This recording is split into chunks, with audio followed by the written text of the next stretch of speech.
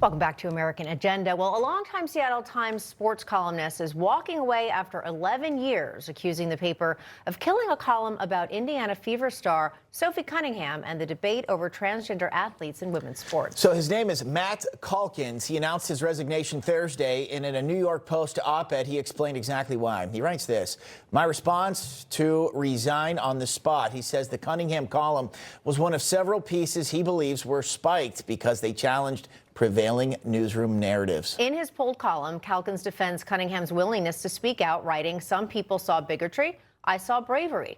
Calkins goes on to say two things can be true at once. You can show compassion for people who feel trapped in the wrong body while acknowledging they have a biological advantage. Calkins argues the issue ultimately comes down to biology and competitive advantage, and argues that avoiding the subject because it's politically uncomfortable does not make the debate disappear. And while he knows his decision to resign could cost him literally, it doesn't seem to be holding him back. Calkins says that while he's scared bleepless right now, that fear beats the indignity of being muzzled. So after 11 years at the Seattle Times, his message is clear. He'd rather leave than stay. Joining us now for discussion, CEO of London Global Strategies, Diana London, along with women's sports advocate at the California Family Council and former collegiate soccer player Sophia Lorey. Pleasure to have you both on. Diana, I'll start with you here on set. I think this is like so many different times we've seen newsrooms so slanted to one side, and they always are getting it wrong, and they can never even see where the middle is, let alone the perspective from the right. And that guy said, okay, he made a choice. I've had enough.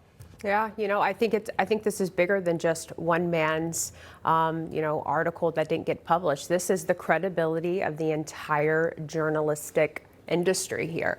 They didn't learn anything from COVID. They haven't learned anything from the past 3 years. If again, the American people are questioning who is calling the shots and who gets to pick what stories get out to the American people. Journalism is about you report the facts, you put it out there, and you let the people decide what they believe.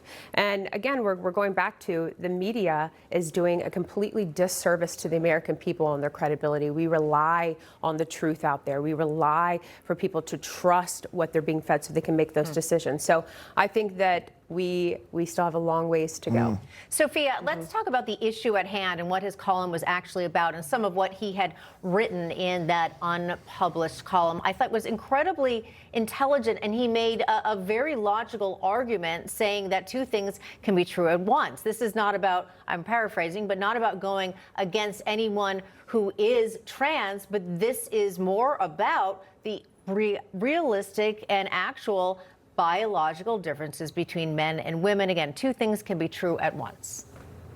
Absolutely. He was just reporting on the facts at the end of the day that we know that these men have a biological advantage. And the fact that that story wouldn't run because he was reporting on the facts, reporting on the truth, no matter what you think, it's the facts. And so I'm so proud of this columnist for leaving because this wasn't published. I think we all get put in an opportunity where we have the chance to do what is right or what is easy, and I'm so grateful he chose to do what is right. How about this for a thought? Seattle, they lean left, right, Diana? They have a socialist mayor, don't they? Do you think maybe the paper made a decision to say, wow, we don't want to anger our base so they don't come by our newspapers because they are beholden to this extreme leftist blue city? That's a thought. Oh, absolutely. I mean, look at the Democrat Party and who they're electing. But I hate to make this more political, but in the primaries, you had all these moderates who were sticking to their guns and they were going against these radicals. And as soon as they won the primaries, they just folded because they're terrified of these people. It's a mob mentality. It is. And, that's why we're going to have to fight really hard to make sure that these people get out of power and that we fix these. We continue to highlight these situations with the media. We have to take their power away. We have to push back.